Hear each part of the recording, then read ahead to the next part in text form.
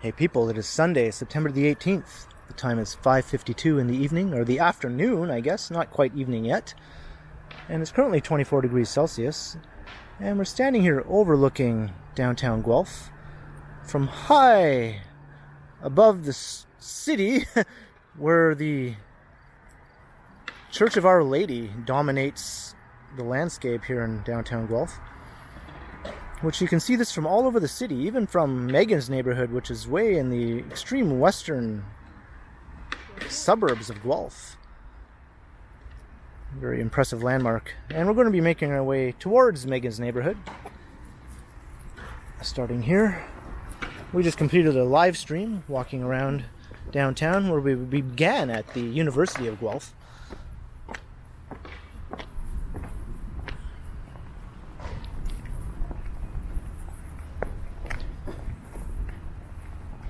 And that was a rather enjoyable live stream, wouldn't you say? It was. Yeah, It was fun.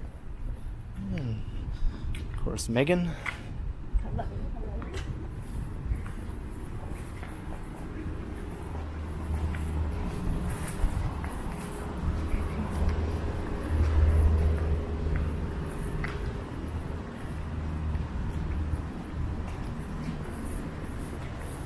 That used to be the convent.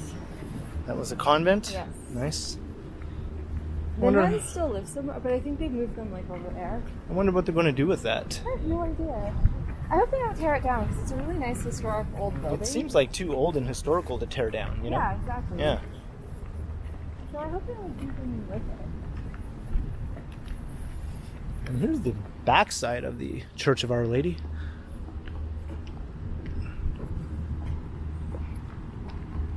Yeah, it's quite a magnificent building, isn't it? Yeah.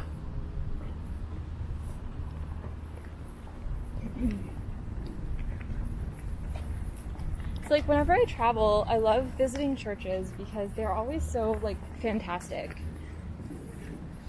Yeah, oftentimes they're the most impressive building in the downtown of a smaller city. Yeah. Because most smaller cities don't have like huge skyscrapers or things like that. That's right. So the old church is usually the biggest, most impressive thing downtown.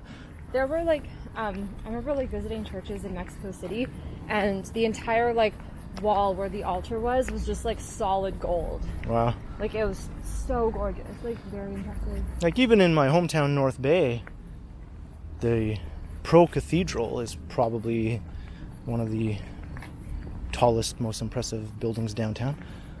It's white limestone. Oh, nice. Yeah. Yeah, there is like something very majestic about churches. Mm-hmm. Especially Catholic churches, because like Protestant churches are like the whole idea of Protestantism is that everything's very plain and pared down. And so Protestant churches tend to be more like, what's the word I'm looking for? Spartan in their appearance. But Catholic churches are just very elaborate and like very fancy, and just the interiors are absolutely stunning. Yep. I remember like visiting some churches in Rome and in Paris that were just breathtaking as well. Like incredibly breathtaking. There's a church in Rome, and it dates back to I think like the 2nd or 3rd century CE, and it's like one of the oldest churches in the world, like church buildings, because it was built at the time when Christianity was still technically illegal in the Roman Empire, but was becoming like more accepted. And it's one of the oldest churches ever. Like it's older than the Vatican, and it's stunning. And it's still in operation. Like they still have services, like they still say mass there. It's just been going for like 2,000 years. That's crazy. Uninterrupted. Yeah, it's insane.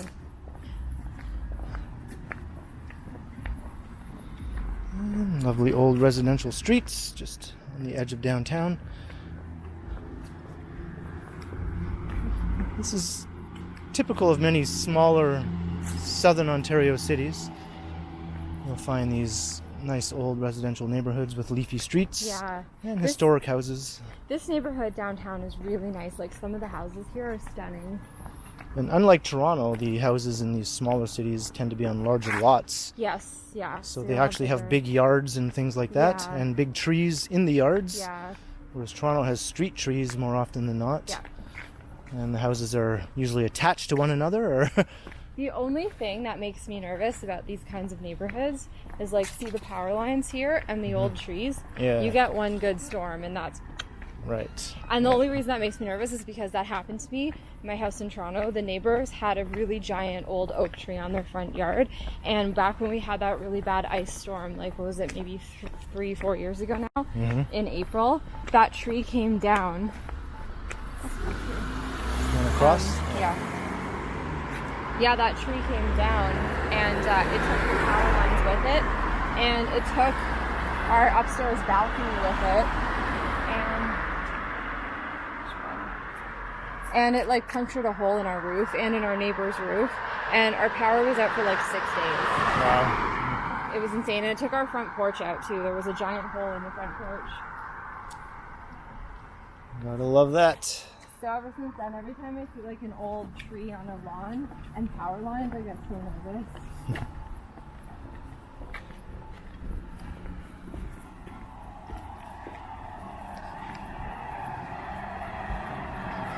You'll also notice too, like when we got back to my neighborhoods, like some of the newer neighborhoods as well, they have buried power lines, so that when the power goes out during storms and stuff, it never happens in my neighborhood because the power lines are underground.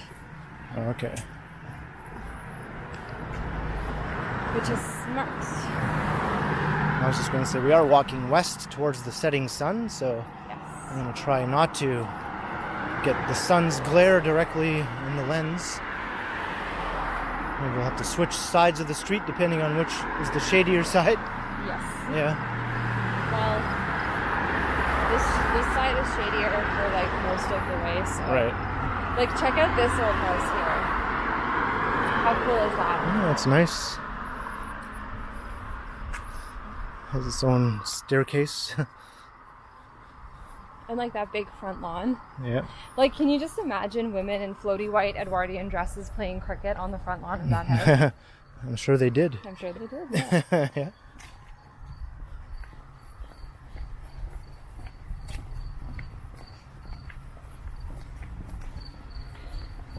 Do you hear the bells? Yeah. I think Guelph does date from the mid-19th century, right? When it first... No, it's earlier, 1790s. 1790s, yeah? It's about as old as Toronto is. Maybe even slightly older, because I think Toronto was founded in 1793, but Guelph was founded in like 91 or 92. Really? Yeah. It was Galt back then, so I think a little bit older. But then now there's another place called Galt. Yes. Yeah. In Cambridge. Yeah. Yeah. And that's an old town too. Yes. Yeah. Yeah, about the same age. Actually, Galt and Guelph were quite similar to one another for the longest time. Were they? Yeah, I mean, they kind of have a similar look and a similar feel. That's very possible. I don't think I've ever been to Galt. No? Yeah, it's a nice historic downtown. Might even be a little more scenic than Guelph's downtown. I've heard it's nice. Like, I've heard really good things about it. Yeah. I just don't think I've ever been there.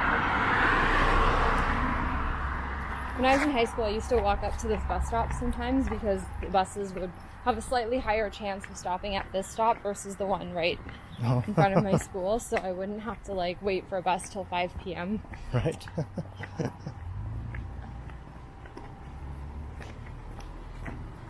So let's see how long it takes us to get out to what is the more suburban part of Guelph, right? Like right now we're obviously in an old pre-war area, you know, a walkable old part of town that predates the automobile in most cases. Yep. So let's see how far along we have to travel to get to what looks more like post-war suburbia, right from downtown where we began the video. Oh, it'll be like just past my school here. You think? Yeah. Then you'll start seeing houses that were built in like the 1930s, 1940s. Well, even those are old. Those are still old. Let's see how long it takes us to get to 1960s Suburbia area. Oh, the end of this Suburbia. road. Yeah. Yeah. It'll probably be about a 15-minute walk. Oh yeah.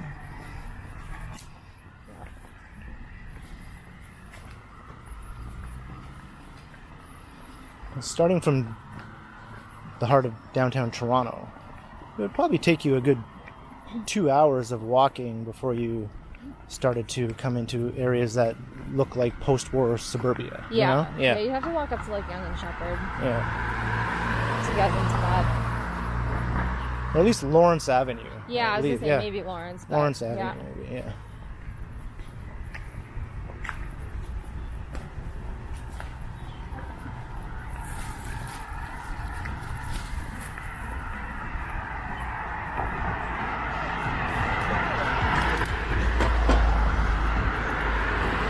This is your old high school, Yeah. Yeah, it is. where you had the best times of your life. Yeah, great. Good times. Many good times were had there.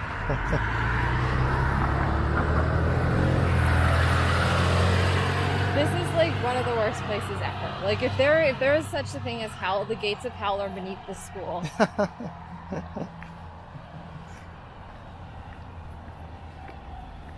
Greasy GC, that's what we called it. Oh. This is a very typical looking house. You'll find houses that look exactly like this in almost every city and town in the province from the same time period. Got Ontario in a house right there. Yep. North Bay has plenty of houses that look just like that. Yep. That's my hometown. See that statue of that dude reaching out? He's like, please, someone save me. Get me out of here. Save me. It looks like Huckleberry Finn. Who is it? I don't know. Or Mark Twain or something like that. Yeah. Literally, he's like, someone help. Get me out of here. See that window? See right there, the top window in that stairwell? Yeah. That's where my friends and I used to eat lunch every day, in that stairwell, because it was as far away from the other kids as we could possibly get. And no one else was there. It was like really quiet. My friends and I all have like sensory processing issues because we have like various forms of like neurodivergent things going on in our brains. Like I have ADHD and anxiety, and like my friends all have like things like that as well. So like sensory overload is just a thing that happens. So it was just a lot, like being in class and like just like the bellicosity of teenage boys. It's a lot, you know? So like being in class with like all these boys who are just constantly bellowing and shouting and shoving each other around was like very overstimulating and like hard to deal with. So that's why like every chance we could get, we would just like hole up in a stairwell where nobody else was because it was quiet. And we'd be like, oh, thank God we're away from the madness. Jeez. And it was our little like oasis of calm. Yeah.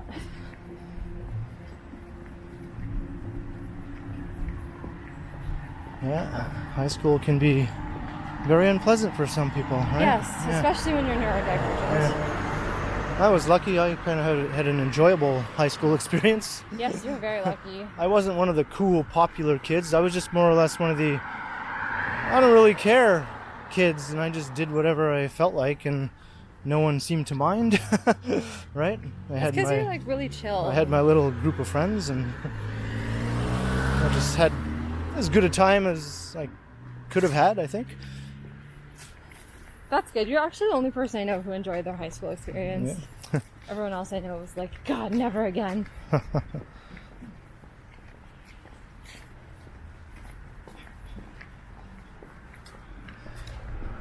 We're still in the old part of Guelph. We haven't come to the suburbs yet.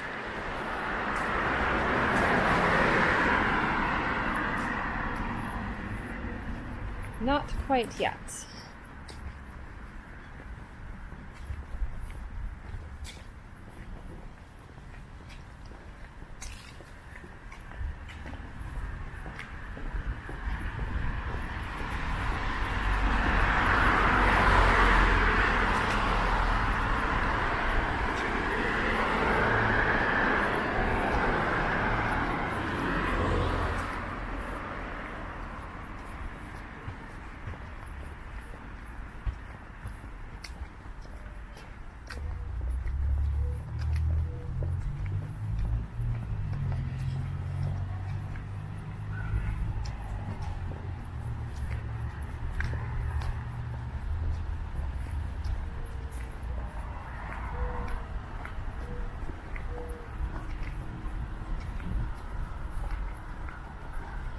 so kind of two ways we could go here. We could go turn on Edinburgh and walk down to Willow and then go all the way down to Willow, but that's like a bit of a grind.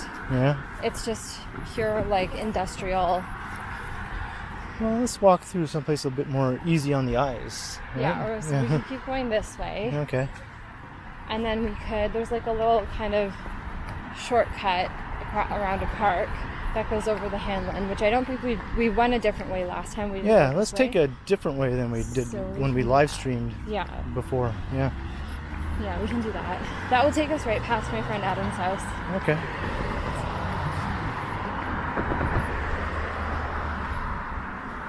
We're going into the sun, but just for a moment.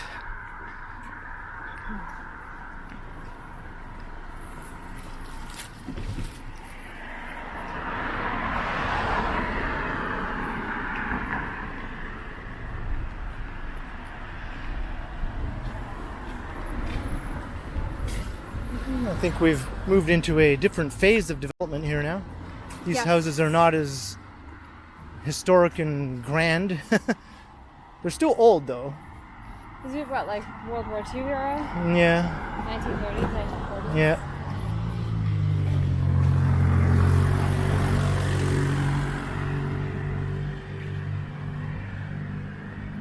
Back when like that was all you needed to raise a family of four. Mm-hmm.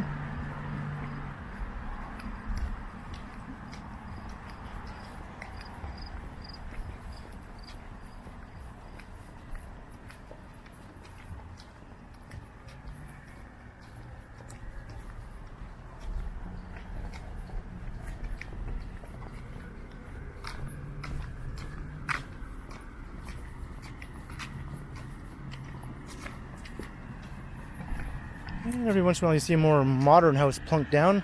Yep. This looks like it was from the 1950s or something of that nature, when you saw the first sort of suburban style bungalows start to pop up. Yep.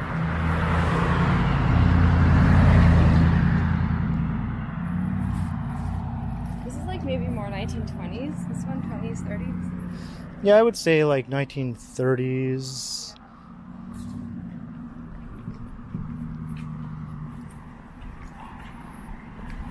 It's crazy what the 1930s were like almost 100 years ago. So it's kind of a mix. You have like some of these maybe 30s houses, but then you have the odd newer one that gets plunked down and built on a lot that maybe an older house previously stood on.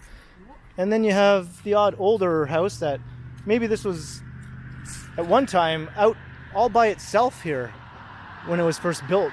Yeah. You know, it was probably nothing else around it. It was sort of like almost in the country, Yep. and then the city grew around it, because that one looks older. Yeah, it does, doesn't it? Yeah. That looks like maybe 19-teens. Mhm. 1920s.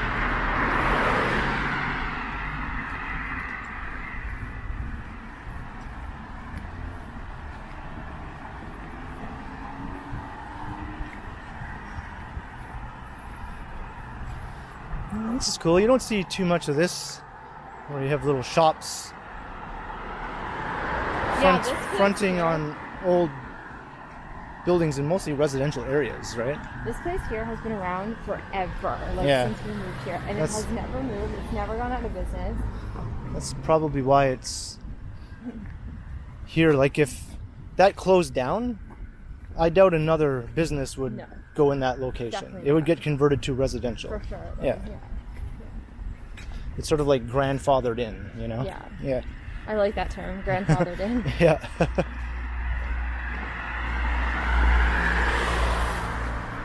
Because in Toronto's old neighborhoods, you see that all the time on the corner in lots of the old 19th century neighborhoods or early 20th century. There are all these neighborhood corner stores. And you can see... So my camera just turned off, so those people did not just magically appear in front of us.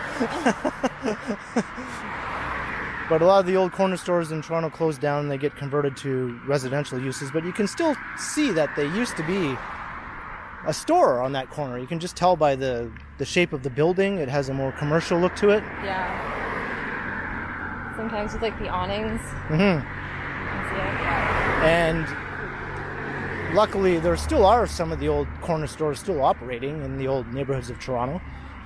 But you know that if they do close down, another old corner store, old school, family corner store will not go in that space. That was its only chance to exist. And once it's gone, it gets converted to residential. Yeah. And it's kind of a loss for the neighborhood, right? It is. Yeah. Because, again, mixed-use neighborhoods make a city livable. Right. That's what makes a place livable. But when you don't have mixed-use neighborhoods, when you have to, drive to a different, or walk to a different part of the city to, meet your basic necessities, it makes it really hard to live there. Yeah.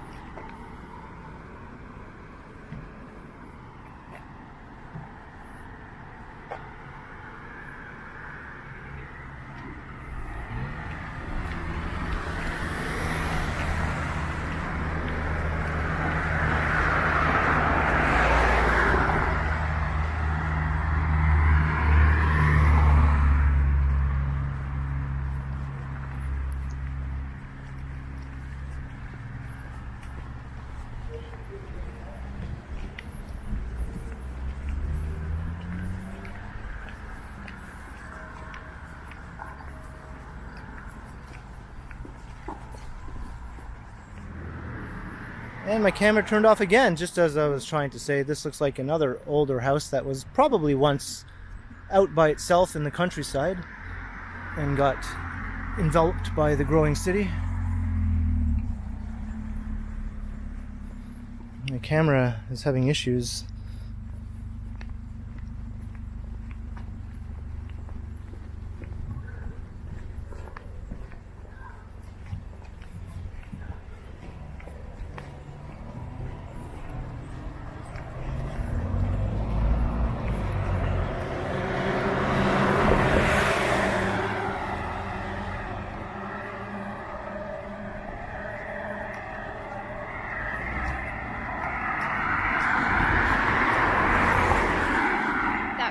Where the priest lives for that church. Oh, with the big cross on it. Yeah. It's the rectory.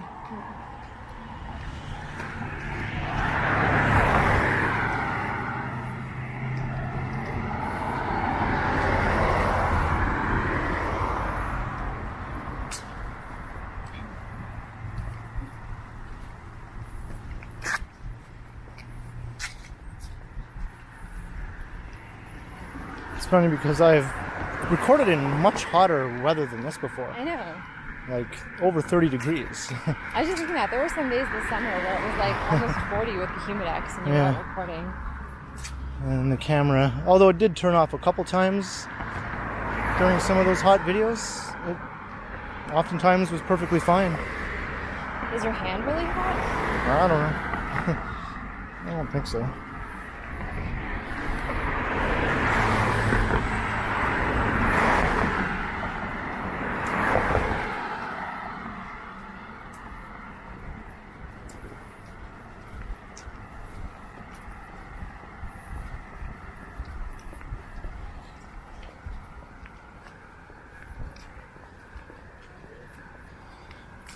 I think we're coming into 1950s. It's hard to tell with these sorts of houses. Yeah, because they really could be I guess houses from the 30s to the 60s really kind of look the same. Yeah. And then it was in the 60s when things started kind of changing. Well, this one looks 1950s to me. For sure, yeah. Yeah.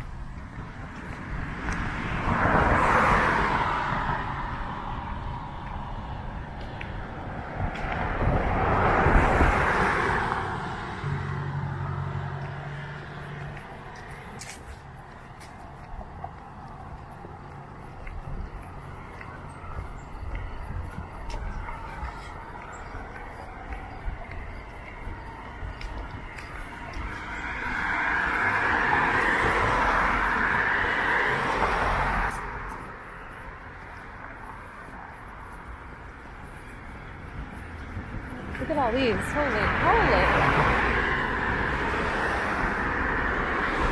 Hank Hill would be proud.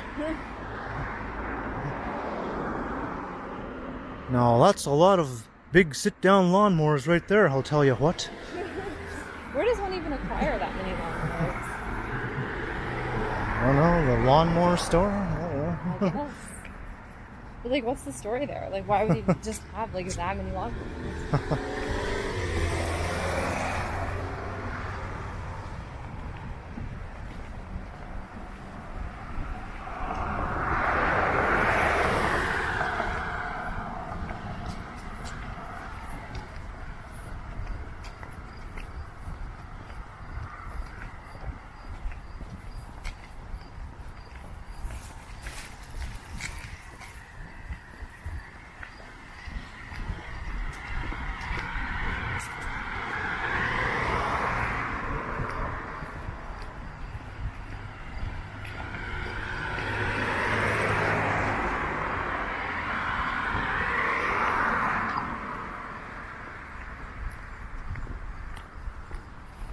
Yeah, we're in 1950s land, although these are some newer additions here, obviously.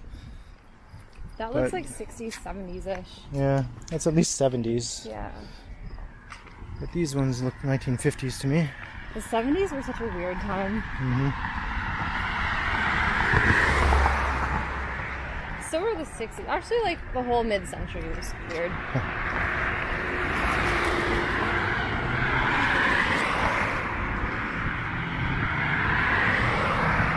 This is the kind of house that my grandmother lived in. Really? Yeah. Looks pretty similar.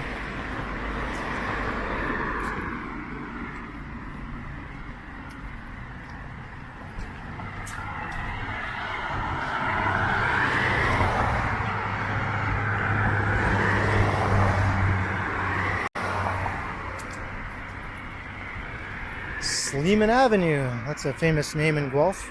Yes, it is. Yep. Sleeman Brewery. And the Sleeman Mansion is now a strip club. That's funny. Yeah. It's been a strip club for ages. And it's kind of too bad because it's this beautiful historic building and it was built in like the 1890s, and now it's a strip club? Now things are looking a lot more suburbanish all of a sudden, looking up this street.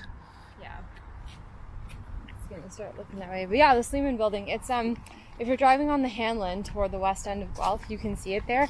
It's this huge old mansion with like turrets, like it looks like a mini castle. And it was built in the 1890s and it's absolutely stunning. And it's just like, it's like a mini Casa Loma almost. Oh, wow. And yeah, it's like they turned it into a strip club. Okay. It's just, and it's too bad because it's like that would have been such a cool museum, you know, or a historic house to visit. But nope, strip club. Wow. And there's been like various city council people over the years who have tried to like get the strip club out of there and like turn it into a museum. Yeah. But whoever owns the strip club just will not let go. At least the strip clubs in my hometown are in nondescript Yeah. buildings that have no historic value whatsoever. Yeah. It's just really too bad. Yeah.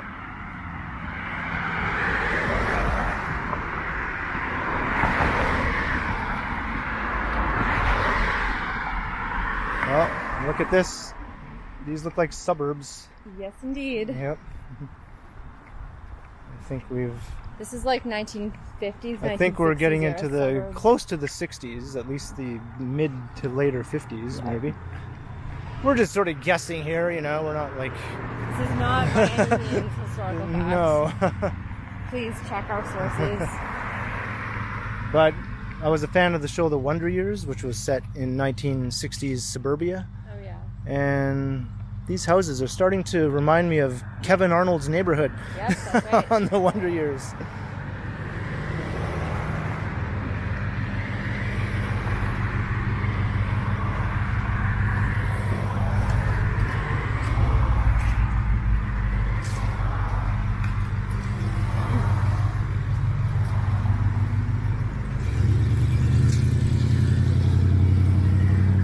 Alright, so if we cross here and we'll walk that way. Okay. We could go all the way down Paisley, but that's like miserably industrial. Okay. Like it's a miserable walk, so we won't do that.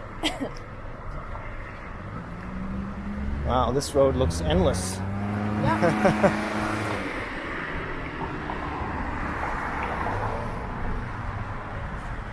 It's kind of strody. Yeah. Well, it's residential, so that makes it less, abhorrent than a commercial strode, That's right? true, yes. The commercial stroads, of course. Yeah. Like if you drive into like Kitchener, Waterloo area from here, you go down this strode and there's like a Walmart and there's like all course, these like, yeah. oh, it's absolutely stunning. Every fast food chain Every under fast the food sun, There's an Arby's, like with driveways going Yeah. off of the road every like 100 meters. Yep, and- yep. yeah. There's an Applebee's. If you see an Applebee's, you know you're on a strode. Right. Like, yeah, it's just, it like turns the stomach a little bit. So this looks downright suburban to me now, so I'm going to call it. I think we have walked as far as you can go from downtown Guelph before you hit Suburbia. Yeah. And since the camera stopped recording a couple of times, I don't know the exact amount of time we've been walking, but I'd say it's... Last I can check, because we marked time when we started, so... Oh, okay. 6... Okay, so we started at 5:46. It is now 6:25. Oh, okay. So... It's been that long already? Yeah. Wow. Yeah. Well, we're about halfway there, so... Yeah. So it takes over half an hour anyway to walk from downtown Guelph to suburban Guelph. The earliest version of suburban Guelph. Of course, you can go for another 45 minutes to get to the newest suburbs of Guelph, which is where Meghan actually lives. Yes. Right on the very edge of the city, where there's literal farmland right on the other side of her subdivision. There's a wheat field at the end of my street, like an Right. actual wheat field, where they had like rolled up bales of wheat and everything. It was pretty cool. So yeah, I hope you enjoyed the walk from downtown Guelph to the, I'd say, 1960s era suburban part of Guelph. Leave a comment below. Let me know your thoughts on Guelph and other small cities and suburbia and walkability and all those good things that most people who watch my videos are interested in. I like to think so anyway. And be sure to like, share, and subscribe to the channel if you haven't already. And also make sure you hit that notification bell. That way you won't miss any of my videos. And if you'd like to support the channel, there are links in the description where you can do so via PayPal, as well as via my merch store, and the new Super Thanks button right down below.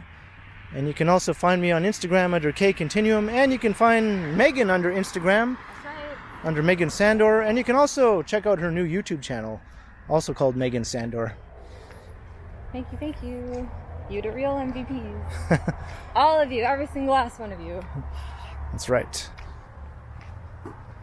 So thanks for checking in, and be sure to check back soon, because as always, I will continue, and so will Meghan, We will continue. and so will Guelph.